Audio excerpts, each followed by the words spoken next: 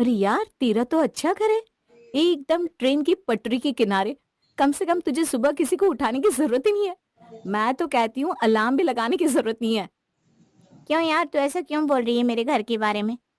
अरे और नहीं तो क्या, ट्रेन तो आती जाती रहती होगी ना, उसकी आवाज से उठ जाती होगी।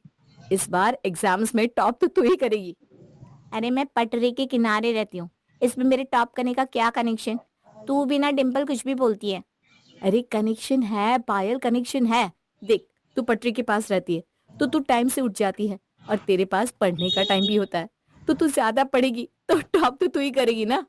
बस कर डिम्पल, जब देखो तब मेरे घर का मजाक बनाती रहती है। तेरी ये आदत अच्छी नहीं है। अरे अब मैं क्या करूं, बात ही ऐसी है, पटरी के किनारे घर है तेरा तो हंसी तो आएगी ना। तू जा यहाँ से, बात मत कर मुझसे। पायल नाराज होकर चली गई। डिम्पल भी अपने घर आ गई। आ गई बेटा, जा जाकर हाथ मुंह धो ले, मैं तेरे लिए खाना लगा देती हूँ। हाँ मम्मी, बड़ी जोरों की भूख लगी है। आज ना पायल भी गुस्सा हो गई, नहीं तो फिर मैं कैंटीन में ही कुछ खा लेती। क्या हुआ, अब पायल क्यों गुस्सा हो गई? जरूर तूने फिर उसके घर की हंसी उड़ाई होगी। राम जाने ये लड़की कब सुधरेगी। अब मम्मी आप लेक्चर मत देने लग जाना। अरे थोड़ा हंसी मजाक कर लिया तो क्या हो गया, इसमें इतना बुरा मानने वाली क्या बात है। ले चल खाना खा ले चुपचाप। रेणु ने डिम्पल का खाना लगा दिया। डिम्पल खाना खाने लगी। फिर रेणु ने कहा, देख तुझे समझाना मेरे बस का तो है नहीं, मैं तो थक गई हूँ तुझे समझा समझा कर। अब तो तेरी शादी कर दूँ तो चैन की सांस लूं। मम्मा, इतनी भी क्या जल्दी है शादी की, आराम से करूंगी मैं। नहीं नहीं नहीं, अब और नहीं, अब मैं तेरी एक नहीं सुनूंगी। कल तुझे देखने लड़के वाले आ रहे हैं, अगर सब ठीक ठाक रहा तो चट मंगनी और पट ब्याह कर दूंगी, और मैं 4 धाम की यात्रा पर चली जाऊंगी। अगले दिन डिम्पल के लिए रिश्ता लेकर मोहित और उसके परिवार वाले आए। डिम्पल और मोहित की रजामंदी से बात पक्की हो गई, और कुछ दिन बाद डिम्पल मोहित से शादी करके अपने ससुराल आ गई। डिम्पल की सास अनुराधा ने डिम्पल का अपने घर में स्वागत किया। आओ बहू, तुम्हारे नए घर में तुम्हारा स्वागत है। अपने दाहिने पैर से ये चावल का कलश गिराकर गृह प्रवेश करो बेटा। आज से तुम इस घर की लक्ष्मी हो, लक्ष्मी। जी मम्मी जी। डिम्पल ने चावल से भरे कलश को अपने पैरों से गिराकर गृह प्रवेश किया। फिर अनुराधा ने कहा, डिम्पल बेटा, आज से ये घर तुम्हारा है। तुम अपने प्रेम और स्नेह से इस घर को स्वर्ग बना देना, और किसी का भी दिल कभी मत दुखाना। हाँ हाँ बहू, मोहित हमारा इकलौता बेटा है, इस नाते तुम हमारी इकलौती बहू हुई। हम तुम्हें इतना प्यार देंगे कि तुम्हें मायके की कभी याद नहीं आएगी। मगर तुम्हें भी इस घर में जितने भी लोग हैं उनका आदर सम्मान करना होगा। जी मैं पूरी कोशिश करूंगी, आप बिल्कुल चिंता मत करिए। बेटा, इससे मिलो, ये तुम्हारी ननद और मोहित की बड़ी बहन नीना। हमारे घर से थोड़ी ही दूर जो रेलवे ट्रैक है ना, बस उसी के किनारे इसका घर है। क्या मतलब, नीना दीदी पटरी के किनारे रहती है? फिर तो इनको बड़ा मजा आता होगा ना। इसमें इतना हंसने वाली क्या बात है? और किस बात का मजा? पटरी के किनारे घर होने का? घर जैसा नॉर्मल घर है, और क्या। मुझे बस ऐसे ही हंसी आ गई। वैसे पटरी के पास घर कितना अच्छा होता होगा ना, हमेशा ट्रेन आती जाती रहती होगी। घर में रहते हुए ऐसी फीलिंग आती होगी जैसे हम ट्रेन में ही रह रहे हैं, और हवा भी कितनी मस्त चलती होगी ना। बस करो डिम्पल, कितना बोले जा रही हो। अरे नीना का घर पटरी के किनारे है तो इसमें कौन सी बड़ी बात है। हमारा भी एक छोटा सा मकान पटरी के किनारे है जो कि बंद पड़ा है। डिम्पल, तुम्हें दीदी से ऐसे बात नहीं करनी चाहिए, वो बड़ी है, उन्हें बुरा लगेगा। सॉरी दीदी, पर वो क्या है ना, ऐसे घर के बारे में सुनकर मैं जरा ज्यादा ही एक्साइटेड हो जाती हूँ। अच्छा अच्छा ठीक है, अब तुम अपने कमरे में जाकर आराम करो। आगे से ध्यान रहे कोई ऐसी बात मत करना जिससे किसी का दिल दुखे। डिम्पल और मोहित अपने कमरे में चले गए। शादी की थकान होने के कारण उन्हें गहरी नींद आ गई। अगले दिन सुबह डिम्पल तैयार होकर किचन में गई। डिम्पल बेटा, आज तुझे ही सबके लिए नाश्ता बनाना है। शादी के दूसरे दिन घर की नई बहू ही सबके लिए अपने हाथों से खाना बनाती है। जी मम्मी जी, क्या बनाना है बता दीजिए। ज्यादा कुछ नहीं बेटा, बस सबके लिए कचौड़ी और गुलाब जामुन बना ले। पर मम्मी जी, मुझे ये सब बनाना नहीं आता। मुझे तो बस पराठे, पोहा, पूड़िया यही बनाना आता है, और मीठे में ना मैं ब्राउनी बना सकती हूँ। कोई बात नहीं डिम्पल, मैं तुम्हारी हेल्प कर दूंगी। हम दोनों मिलकर सबके लिए अच्छा सा नाश्ता बना लेते हैं। अरे दीदी, आपको यहाँ खाना बनाना थोड़ा अजीब नहीं लगेगा? मतलब आपका घर तो पटरी के किनारे है ना। अब खाना बनाने में मेरे घर से क्या लेना देना? दीदी, पटरी के किनारे घर होने से आपको तो हर चीज हिलती हुई देखने की आदत होगी ना। मतलब कि जब ट्रेन आती होगी तो चीजें हल्की से हिल जाती होगी ना। कसम से बड़ा मजा आता होगा आपको तो दीदी। बस करो डिम्पल। जब से नीना का घर पटरी के किनारे है ये बात तुमने सुनी है, तुम्हें पता नहीं कितना मजा आ रहा है। जो चाहे बोली जा रही हो। अभी कल ही आई हो तुम यहाँ, कुछ तो शर्म करो। डिम्पल, तुम फिर शुरू हो गई। ये सब क्या लगा रखा है तुमने? तुम्हें नीना दीदी से माफी मांगनी चाहिए। मैं क्यों मांगू माफी? क्या किया मैंने? अरे दीदी का घर है पटरी के किनारे, तो मैं बस जाने की कोशिश कर रही थी कि पटरी के पास कैसा लगता होगा। दीदी, आपको कैसा लगता है वहाँ? कमाल की जगह है ना। ये डिम्पल ने तो मेरे नाक में दम ही कर दिया है। हर बात पर एक ही बात, आपका घर पटरी के पास है, आपका घर पटरी के पास है, बड़ा मजा आता होगा। मैं जा रही हूँ अपने घर। नीना गुस्से में अपने घर चली गई और डिम्पल भी वहां से धीरे से खिसक ली। अनुराधा इन सबसे काफी परेशान थी। उसने डिम्पल की मम्मी रेणु को फोन मिलाया। राम राम बहन जी। राम राम समदन जी, सब खैरियत है ना? आपने इतनी सुबह फोन लगाया है। अब क्या बताऊं बहन जी, ये डिम्पल कल ही हमारे घर आई है। ऐसे तो सब ठीक है, पर जब से इसने सुना है कि मेरी बेटी नीना का घर पटरी के किनारे है, ये डिम्पल तो थोड़ी बावली हो गई है। डिम्पल ने कुछ कहा तो नहीं ना नीना बिटिया से? अरे नीना के पीछे ही पड़ गई आपकी बेटी। हर बात पर पटरी के किनारे घर में ये होता होगा, वो होता होगा, ये सब बोल बोल कर ना उसके कान खा गई। आखिर में बेचारी नीना दुखी होकर अपने घर चली गई है। ये डिम्पल ने अच्छा नहीं किया। हाँ समदन जी, पटरी के किनारे घर सुनकर ना उसे बड़ा ही मजा आता है, और वो मजाक मजाक में बहुत कुछ बोल जाती है। मैं तो समझा समझा कर थक चुकी हूँ। अब वो आपके घर की बहू है, आप ही संभालिए। ठीक है बहन जी, मैं डिम्पल को सही रास्ते पे ले ही आऊंगी। मेरे पास एक तरकीब है। आपको जो सही लगे वो कीजिए, पर बस डिम्पल की सास नहीं, माँ बनकर कीजिएगा। उसकी आप चिंता मत कीजिए। अब आपकी बेटी मेरी बेटी है। अच्छा फोन रखती हूँ, राम राम। राम राम समदन जी। फोन कट गया। अब अनुराधा ने वरुण से कहा, मैं क्या सोच रही थी मोहित के पापा, क्यों ना हम लोग कुछ दिन अपने पुराने घर में चलकर रहे। पर यह ख्याल तुम्हारे दिमाग में अचानक से क्यों आया? तुम तो खुद ही परेशान थी उस घर से, तभी तो हमने ये घर लिया था। आपकी बात बिल्कुल सही है, पर अभी डिम्पल को पटरी के किनारे ससुराल की जरूरत है, तभी वो समझ पाएगी। अरे पर अचानक वहां जाना क्या सही होगा? उस घर में पूरी धूल मिट्टी भर गई होगी। हाँ तो मैं अपनी नौकरानी भेजकर साफ करवा लेती हूँ, फिर चलते हैं कुछ दिन वहां रहने। तुमने कहा है तो कुछ सोच समझ कर ही कहा होगा। ठीक है, कल साफ सफाई करवा लो, फिर चलते हैं वहां पटरी के किनारे वाले घर। अब अनुराधा खुश हो गई। अगले दिन उसने अपने पटरी के किनारे वाले घर की सफाई करवाई और कुछ दिनों बाद सब वहां शिफ्ट हो गए।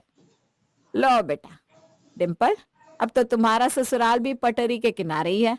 तुम्हें बड़े मजे लेने थे ना पटरी के किनारे के घर के, तो अब सब आराम से रहो यहाँ। ओ बेटा, यहाँ तुम्हें जल्द ही समझ में आ जाएगा कि कितना मजा आता है पटरी के किनारे रहने का। पर आप लोगों को तो कोई प्रॉब्लम नहीं होगी ना यहाँ रहने में? नहीं नहीं बेटा, हमें कोई प्रॉब्लम नहीं है। हम तो पहले भी यहाँ रह चुके हैं। हाँ बेटा, तुम्हारी खुशी में ही हमारी खुशी है। तुम्हें बड़ा पसंद था ना पटरी के किनारे रहना। नीना को कैसे तुमने पूछ पूछ कर परेशान किया था, याद है ना? तो बस अब तुम भी जरा इस घर के मजे ले लो। हाँ भाई, अपने घर आते हैं तभी अकल आती है, वरना तो समझाते रहो चिकने घड़े पर बूंद कहाँ ठहरती है। मोहित जी, ये आप क्या बोल गए? मुझे कुछ समझ में नहीं आया। आप मुझसे इतनी भारी भरकम भाषा में बात मत किया कीजिए। ठीक है, मुझे पता है तुम जरा अक्कल के मामले में कच्ची हो। मैं तुमसे तुम्हारी भाषा में ही बात कर लूंगा। एक्सपीरियंस करो और बताओ कैसा लगा पटरी वाला घर। हाँ तो ऐसे डरा क्यों रहे हो आप लोग? ऐसा भी कुछ नहीं है इस घर में। मैं यहाँ आराम से रह लूंगी, आप देख लीजिएगा। तो अच्छी बात है, मुझे कोई प्रॉब्लम नहीं है, रहो आराम से। चलो चलो, अब बहुत रात हो गई है, जाकर सब अपने कमरे में आराम करो, कल बाकी घर सेट कर लेंगे। जी मम्मी जी। अब डिम्पल और मोहित अपने कमरे में आकर सो गए। अनुराधा और वरुण भी अपने कमरे में सो गए। आधी रात को अचानक गड़गड़ाहट की आवाज से डिम्पल की आंख खुल गई। उसने देखा उसका बेड कांप रहा है। भूकंप आ गया। मोहित जी उठिए ना, भूकंप आया है और आप सो रहे हैं। हे भगवान, अब क्या होगा? ये घर भूकंप से गिर जाएगा और मैं इसके नीचे दबकर मर जाऊंगी। नहीं!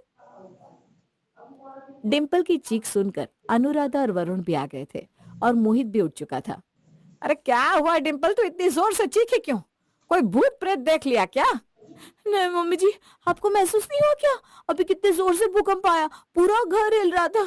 मम्मी जी मुझे बचा लीजिए, मैं ऐसे मरना नहीं चाहती। अरे कुछ नहीं हुआ है बहू, शांत हो जाओ, शांत। इतनी रात को जोर जोर से चिल्लाकर क्या आसपास के लोगों को इकट्ठा करने का विचार है? नहीं पापा जी, मैंने देखा घर हिल रहा था, ये घर गिर जाएगा। पापा जी मैं मर जाऊंगी। अरे कुछ नहीं होगा, तुम पटरी के किनारे वाले घर में हो और यहाँ ये आम बात है।